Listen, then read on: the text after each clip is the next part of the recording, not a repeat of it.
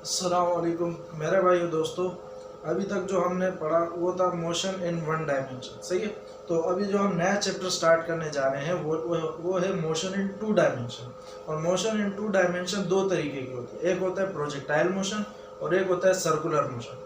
तो आज के इस वीडियो में हम सिर्फ और सिर्फ प्रोजेक्टाइल मोशन को पूरा का पूरा डिस्कस करने जाएंगे, सही है।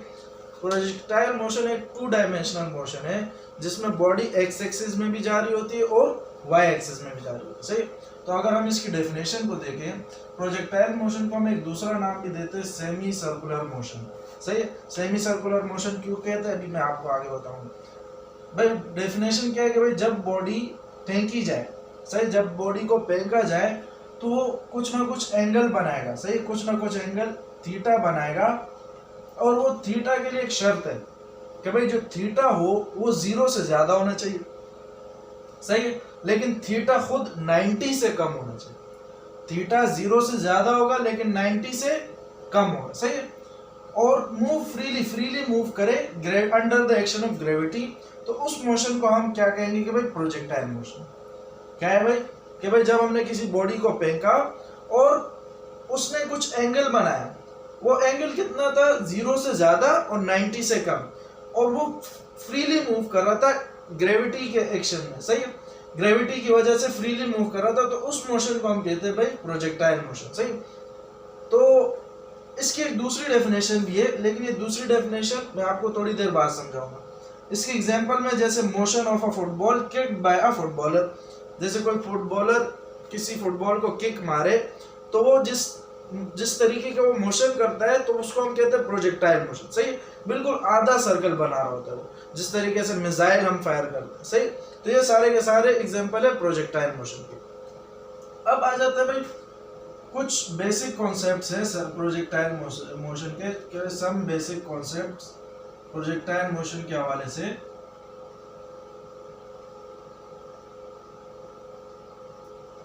ये बिल्कुल इसी तरह है कि भाई जैसे ये हमारा y एक्सिस, ये हमारा x एक्सिस।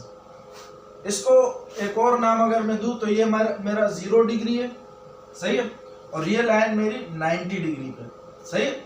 ये लाइन 0 डिग्री पे और ये लाइन 90 डिग्री पे। अभी हमने जो कंडीशन पढ़ी थी वो कंडीशन क्या पढ़ी थी कि भाई जब भी मैं कोई चीज फेंकूंगा उसका एंगल 0 से ज्यादा होना चाहिए, 90 से कम, यानी इन दोनों लाइन के दरमियान में आएगा, सही। इसीलिए हम इसको 2D मोशन कहते हैं कि भाई ना पूरा का पूरा x एक्सिस पे जा रहा है ना पूरा का पूरा y एक्सिस पे जा रहा है, बल्कि मोशन कुछ इस तरीके का होता है, इसमें कुछ इस तरीके, सही है। और अगर आप इसको देखें तो ये बिल्कुल आधा सर्कल बन रहा है, इसीलिए इसको सेमी सर्कुलर मोशन भी कहते हैं, सही है। बिल्कुल आधा सर्कल बन रहा है। अब इसके हवाले से कुछ छोटी छोटी चीजें हैं जिनको याद करना है कि भाई इसको जिस वेलोसिटी से हम फेंकते हैं, जो इनिशियल वेलोसिटी है, उसको हम नाम देते हैं v0, सही है। v0 क्या है भाई, इनिशियल वेलोसिटी। जैसे अपने मोशन इन वन डायमेंशन वाले में हम इनिशियल वेलोसिटी को vi कहते थे, यहाँ पर हम इनिशियल वेलोसिटी को v0 कहेंगे। अब ये जो इनिशियल वेलोसिटी है ये x और y दोनों के दरमियान में आ रहा है, और हमें पता है जब दोनों के दरमियान में आता है, जब दोनों के बीच में आता है तो ये कंपोनेंट्स में टूट जाता है। एक कंपोनेंट इसका बनता है v0x और एक कंपोनेंट इसका बनता है v0y, सही है। अच्छा भाई, अब इसका जो फाइनल वेलोसिटी होती है उसको हम v नाम देते हैं। v जो है वो उसकी फाइनल वेलोसिटी होती है, फाइनल वेलोसिटी को v नाम देते हैं। इनिशियल वेलोसिटी को v0 और फाइनल वेलोसिटी को सिर्फ v। अब कहा जाता है कि भाई अब जब इसको फेंका गया तो फेंकने के बाद अब किसी भी चीज को हम जब ऑब्जर्व करते हैं कि भाई जब हम किसी चीज को ऊपर फेंकते हैं तो ऊपर जाने के बाद वापस आती है। भाई वापस क्यों आती है, क्योंकि ऊपर जाके वो किसी पॉइंट पे रुकती है। और पॉइंट पे रुकती क्यों है, क्योंकि वहां जाके उसकी स्पीड बिल्कुल 0 हो जाती है। जैसे मान लो वो ये पॉइंट है, इस पॉइंट पे बिल्कुल स्पीड जाके 0 हो गई, यानी फाइनल वेलोसिटी बिल्कुल 0 हो गई, सही। तभी वो इस पॉइंट पे जाके रुकती है और फिर उधर से वापस आना शुरू कर देती है, सही। अगर जब तक उस ऑब्जेक्ट की वेलोसिटी 0 नहीं होगी तब तक वो वापस नीचे आना शुरू नहीं करेगा, सही।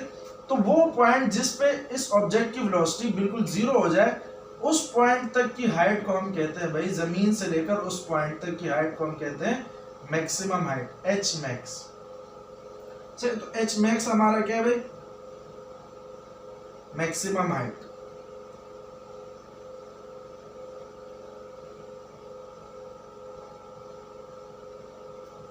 अच्छा भाई, अब इसके अलावा एक और चीज है कि भाई जो जिस पॉइंट से हमने इस ऑब्जेक्ट को फेंका है, इस पॉइंट से लेकर इस मैक्सिमम हाइट तक जाने में जो टाइम लगता है, इसको हम नाम देते हैं भाई स्मॉल टी से शो करते हैं। जैसे यहाँ से आता है या फिर मैक्सिमम हाइट से वापस जमीन तक आने में जो टाइम लगता है, इसको भी हम स्मॉल टी से शो करते हैं। इसको हम कहते हैं भाई time to reach maximum height, time to reach maximum height.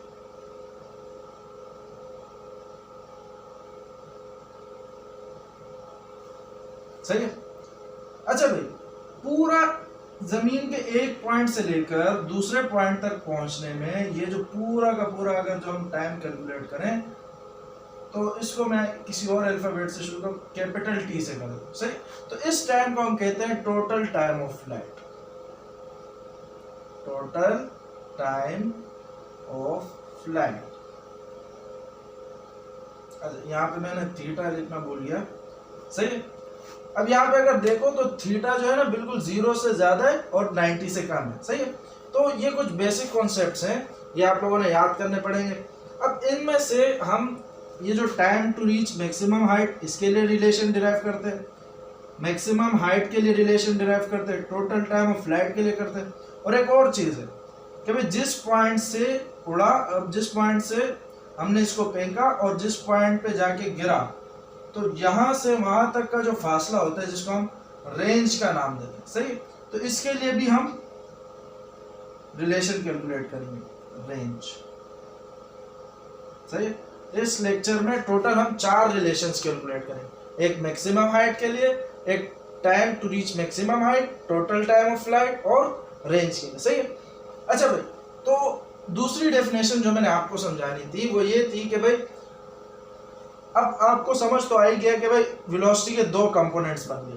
तो प्रोजेक्टाइल मोशन को हम दूसरे तरीके से ऐसे डिफाइन करते हैं कि भाई अगर हमारे यहाँ पे डेफिनेशन में लिखा है the motion in which a body has constant horizontal component. Horizontal component कौन सा होता है? जो एक्स एक्सिस पे होता है, मतलब वी नॉट एक्स चेंज नहीं होगा, वी नॉट एक्स हमारा कांस्टेंट रहेगा। अगर मोशन होते वक्त हमारा हॉरिजॉन्टल कंपोनेंट कांस्टेंट रहे और वर्टिकल कंपोनेंट चेंज होता रहे, तो इस ऐसे मोशन को हम कहते हैं भाई प्रोजेक्टाइल मोशन। क्या भाई, दोबारा दोहराएं कि भाई मोशन होते वक्त वेलोसिटी का हॉरिजॉन्टल कंपोनेंट कांस्टेंट रहे, लेकिन वेलोसिटी का वर्टिकल कंपोनेंट चेंज होता रहे, यानी v नॉट y मुसलसल चेंज होगा और v नॉट x कांस्टेंट रहेगा, तो ऐसे मोशन को हम कहते हैं भाई प्रोजेक्टाइल मोशन। सही।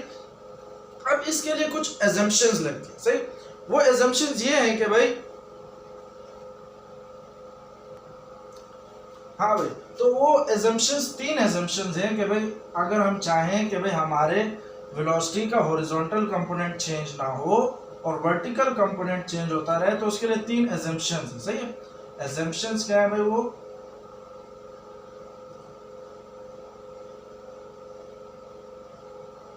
पहली एजम्पशंस क्या है कि भाई the value of g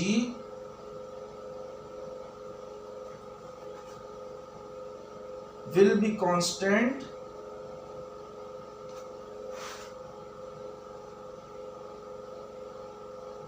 at all points। हर जगह जो हमारे पास g की वैल्यू होगी वो कांस्टेंट होगी। सही है।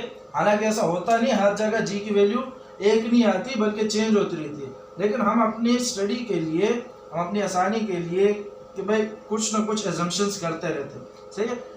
तो एक एजम्पशन तो ये कि भाई वैल्यू ऑफ जी कांस्टेंट रहेगी। दूसरी एजम्पशन हमारे पास ये है कि भाई जो हवा की फोर्स है, जैसे मिसाल के तौर पर मैं किसी चीज को फेंक रहा हूँ तो उसको हवा रोकेगी, लेकिन हम बोलते हैं कि भाई जो हवा की फोर्स है, air resistance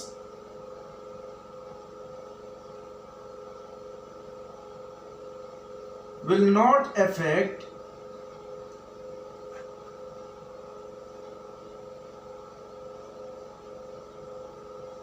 the motion of a body।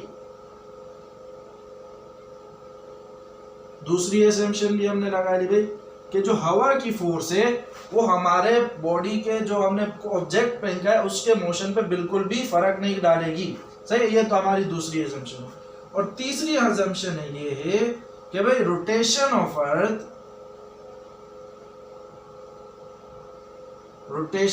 अर्थ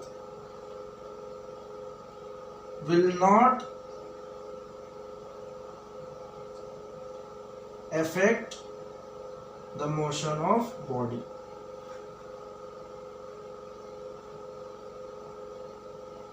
कि भाई जो हमारी दुनिया घूम रही है इसकी वजह से भी हमारे बॉडी के मोशन पे कोई फर्क नहीं पड़ेगा, तो तब जाके हमारी बॉडी बिल्कुल क्या होगी, बिल्कुल परफेक्ट प्रोजेक्टाइल मोशन कर रही होगी। तो ये तीन असम्पशंस है प्रोजेक्टाइल मोशन के बारे में। सही, अब आ जाते हैं हम अपना जरा रिलेशंस डिराइव करने में। पहली रिलेशन जो हम डिराइव करेंगे कि भाई time to reach the maximum height.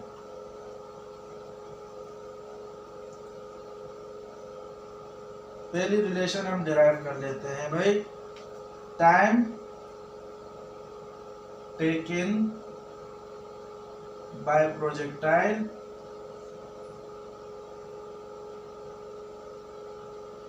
To reach the maximum height।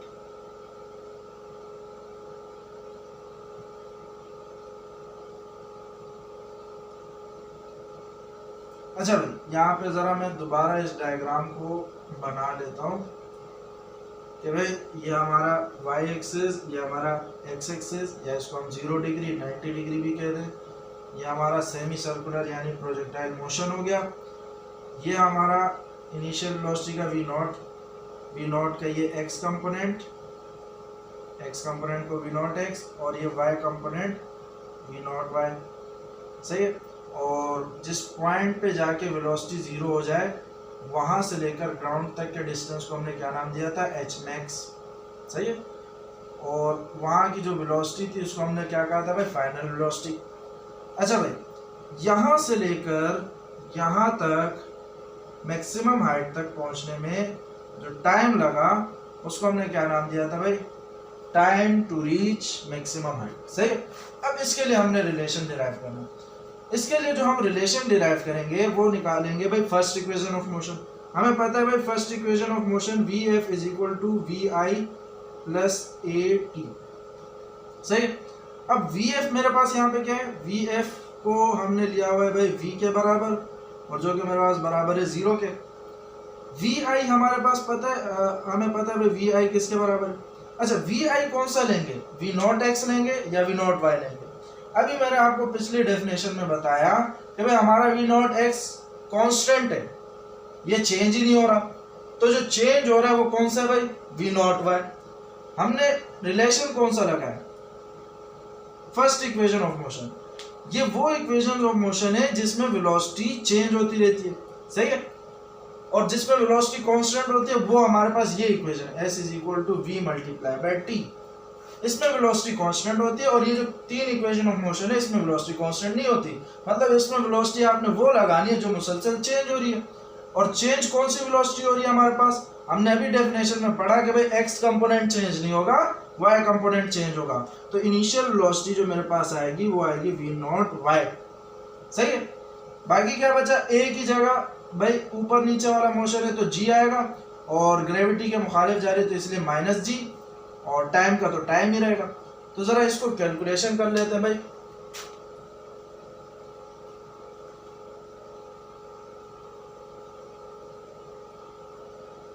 Calculation करते हैं भाई, इन सारी वैल्यूज को इस इक्वेशन में रखते हैं। Vf की जगह आ जाएगा 0, Vi की जगह आ जाएगा V not y, plus A की जगह माइनस G, और T की जगह T। सही। अच्छा भाई, अब V नॉट y अगर तुम लोगों को रेजोल्यूशन ऑफ वेक्टर याद हो तो मैं जरा इसको दोबारा रिवाइज भी करवा दूं। इसी डायग्राम को मैं जरा यहाँ पे दोबारा बना रहा हूँ। ये V नॉट है, इसका x कंपोनेंट ये रहा, वी नॉट एक्स और y कंपोनेंट ये वी नॉट वाई। इस वी नॉट वाई को मैं as a free vector move कराते हुए इधर ले आता हूँ, सही है। तो ये मेरे पास बन गया 90 डिग्री का एंगल, राइट एंगल ट्रायंगल बन गया मेरे पास, सही है, राइट एंगल ट्रायंगल बन गया। अब थीटा के सामने वाली साइड होती है परपेंडिकुलर, थीटा के साथ वाली साइड होती है बेस, सही है। 90 के सामने वाली साइड होती है हाइपोटेन्यूज, ये तो सभी को पता है। परपेंडिकुलर के लिए कौन सा रेशो लगाया जाता है भाई, साइन थीटा का। तो वी नॉट वाई मेरे पास यहाँ पे किसके बराबर होगा, वी नॉट साइन थीटा के, सही है। वी नॉट वाई किसके बराबर आएगा, वी नॉट साइन थीटा के। तो मैं यहाँ पे लिख सकता हूँ भाई वी नॉट वाई जो बराबर है वो किसके, वी नॉट साइन थीटा के, और plus minus minus G T, सही है। माइनस जी टी को इधर ले तो ये हो जाएगा प्लस का G T V naught sine theta, और हमने निकालनी किसकी वैल्यू है भाई, टी की। टी के लिए रिलेशन निकालना है तो ये आ जाएगा मेरे पास, जी इधर डिवाइड में चला जाएगा तो ये आ जाएगा T is equal to V naught sine theta upon G. ये आ गया भाई मेरे पास relation time taken by projectile to reach the maximum height. Maximum height तक पहुंचने में किसी प्रोजेक्टाइल को कितना टाइम लगेगा, तो उसके लिए हमारे पास ये रिलेशन, सही है। अब दूसरी रिलेशन हम निकाल लेते हैं भाई, अल्लाह आपका भला करे, टोटल टाइम ऑफ फ्लाइट के लिए। टोटल टाइम ऑफ फ्लाइट, मैं जरा यहाँ पे बता दूं इसको,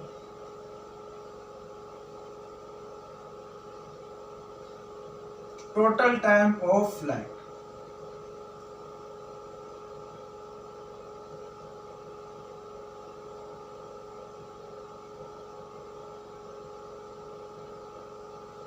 अगर तुम लोगों को याद हो तो टोटल टाइम ऑफ फ्लाइट, मैं जरा इधर दोबारा डायग्राम बना देता हूं। ये हमारा 0 डिग्री, ये y डिग्री, और इसके दरमियान में हमारा प्रोजेक्टाइल मोशन। ये हमारा वो मैक्सिमम हाइट वाला पोजीशन जहाँ पे फाइनल वेलोसिटी 0, यहाँ से लेकर पूरा का पूरा यहाँ तक टोटल टाइम ऑफ फ्लाइट। या जरा मैं आधा आधा करके पहले समझा दूं, यहाँ तक मैक्सिमम हाइट वाली पोजीशन तक 1t, और मैक्सिमम हाइट से नीचे आने तक दूसरा t, सही है। और हमने क्या कहा था भाई, पूरे के पूरे एक पॉइंट से दूसरे पॉइंट तक पहुंचने को जो टाइम लेता है उसको हम कहते हैं टोटल टाइम ऑफ फ्लाइट। तो अगर डायग्राम को मैं देखूं तो t को अगर 2 दफा किया जाए तो उससे टोटल टाइम ऑफ फ्लाइट बन रहा है। तो अगर मैं इसको ऐसे लिख दूं भाई t is equal to 2t, तो इसमें कोई हर्ज तो नहीं होना चाहिए ना, क्योंकि देखो टोटल टाइम ऑफ फ्लाइट में t कितनी बार आ रहा है, 2 मरतबा, इसीलिए मैंने लिख दिया भाई 2t। अब कैलकुलेट करना कोई मसला ही नहीं है भाई, t इज इक्वल टू, ये जो t की वैल्यू हमने निकाली वो रख दो, V naught sine theta upon G. ये आ गए भाई हमारे पास टोटल टाइम ऑफ फ्लाइट के लिए, सही। अब 2 चीजें हो गई हमारे पास, पहली चीज time taken to reach, time taken by projectile to reach the maximum height, और total time of flight of projectile, सही है। अब तीसरी चीज जो हमने निकालनी है मैक्सिमम हाइट के लिए निकाल लेते हैं।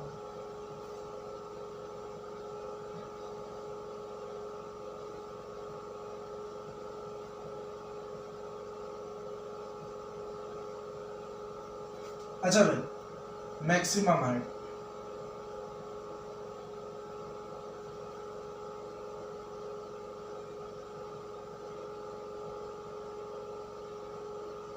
इसके लिए हम फिर से डायग्राम बना लेते हैं। ये हमारा 0 डिग्री, ये 90 डिग्री, ये प्रोजेक्टाइल मोशन, ये हमारा मैक्सिमम हाइट है।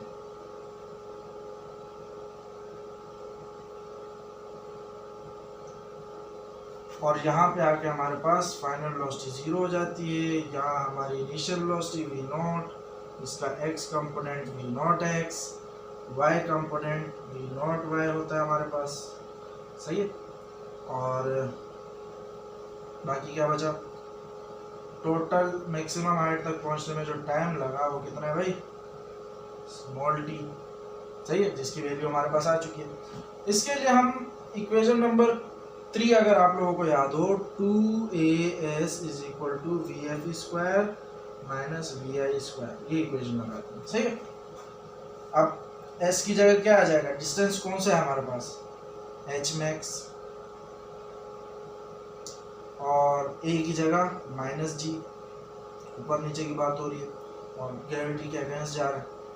वी एफ की जगह क्या आएगा भाई, v जो के बराबर है 0 के, और वी आई की जगह हमें पता है भाई क्या लगाना है, हमने कांस्टेंट कंपोनेंट या वेरिएबल चेंज होने वाला। ये जो इक्वेशन है ये हमें क्या, किस चीज के लिए भाई, ये वो इक्वेशन है जिसमें चेंज होने वाली वेलोसिटी लगाएंगे, कांस्टेंट वेलोसिटी नहीं लगाएंगे। और अभी मैंने बताया कांस्टेंट वेलोसिटी सिर्फ और सिर्फ इस इक्वेशन में लगाई जाती है। सही है। तो वी आई हमारे पास आएगा वी नॉट वाई के बराबर। अच्छा भाई, फिर वही काम करेंगे, सारी के सारी इक्वेशंस को पुट कर देते हैं।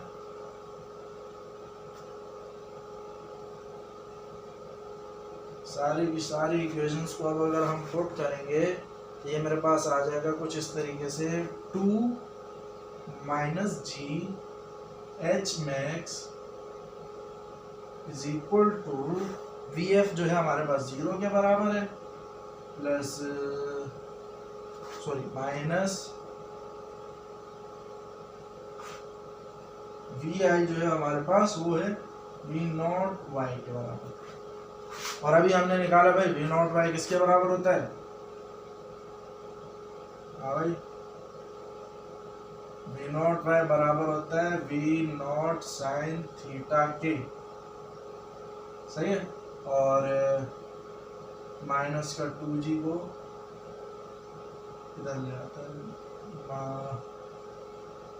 2 माइनस का g, तो ये माइनस से माइनस कैंसिल हो जाएगा, तो h मैक्स की वैल्यू क्या आ गई भाई, V naught sine theta upon 2g।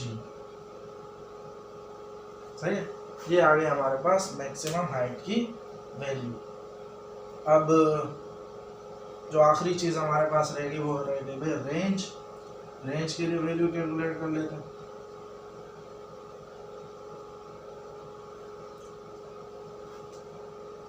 हाँ, तो रेंज जो है हमारे पास ये हॉरिजॉन्टल डिस्टेंस कहलाता है। अभी हमने थोड़ी देर पहले डिस्कस किया था।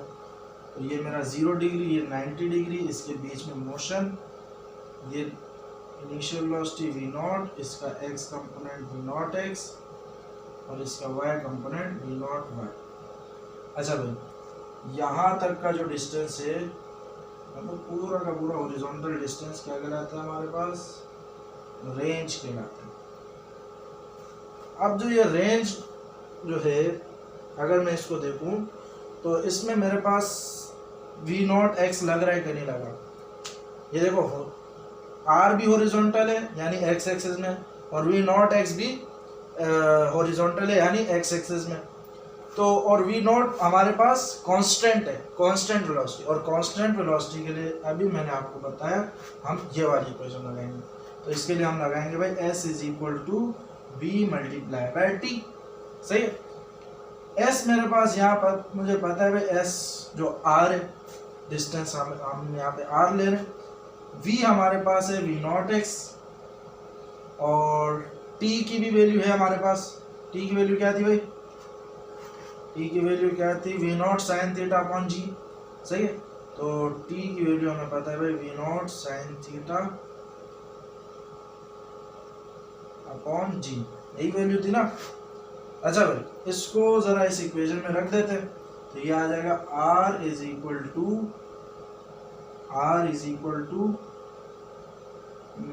v की जगह v naught x multiply by v naught sine theta upon g। सही है। अच्छा भाई, v नॉट x मुझे पता है भाई किसके बराबर होता है, r is equal to v naught x हमें पता है भाई किसके बराबर होता है, v नॉट x बराबर होता है v नॉट cos थीटा की। सही है। Multiply by v naught sine theta upon G. अच्छा भाई, सॉरी, यहाँ पे हमारे पास एक गलती हो गई है। यहाँ पे जो हम टाइम लगाएंगे ना, टाइम हमने सिर्फ वी नॉट साइन थीटा नहीं लगाना है, टाइम हमने लगाना है भाई टोटल टाइम, क्योंकि यहाँ से यहाँ तक आने में जो टाइम लगा है वो टोटल टाइम लगा है, सही है। तो इसीलिए ये जो स्मॉल टी हमारे पास हो जाएगा कैपिटल टी, और कैपिटल टी था हमारे पास 2v0 साइन थीटा अपॉन जी के बराबर, सही है। तो यहाँ पे 2 भी लगाना है। अच्छा भाई, तो यहाँ पे भी 2 आ जाएगा, मल्टीप्लाई बाय 2। अच्छा, R is equal to V naught पे स्क्वायर आ जाएगा, 2 sine theta cos theta upon G, सही। अच्छा भाई,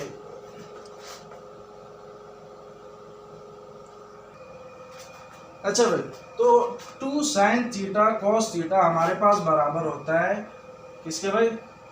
ये ट्रिग्नोमेट्रिक रेशो है ये। 2 साइन थीटा कॉस थीटा बराबर होता है हमारे पास साइन 2 थीटा के, सही है।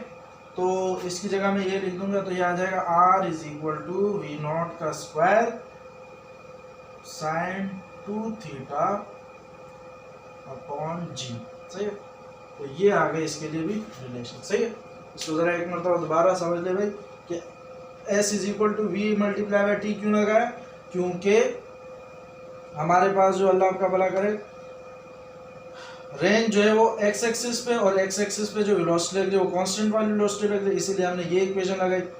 s जो है r के बराबर, v हमने v नॉट x लगाना है, और t जो है वो टोटल टाइम लगाना है, क्योंकि एक पॉइंट से दूसरे पॉइंट तक आने में टोटल टाइम लगा, सही है। अच्छा, टोटल टाइम बराबर था 2v0 साइन थीटा अपॉन जी के, और यहाँ पे हमने सब जब सारी वैल्यूज को पुट किया तो v0 x हमें पता है v0 cos थीटा के बराबर होता है, और v0 इंटू v0 स्क्वायर, और बचा 2 साइन थीटा कॉस थीटा, और 2 साइन थीटा कॉस थीटा बराबर होता है साइन 2 थीटा के, और यहाँ से हमारे पास r का जो रिलेशन है वो है v0 square sine 2 theta upon G. तो आज के लिए इतना ही, फिर मिलते हैं अगले लेक्चर में, तब तक के लिए प्रैक्टिस करिए। अल्लाह हाफिज़।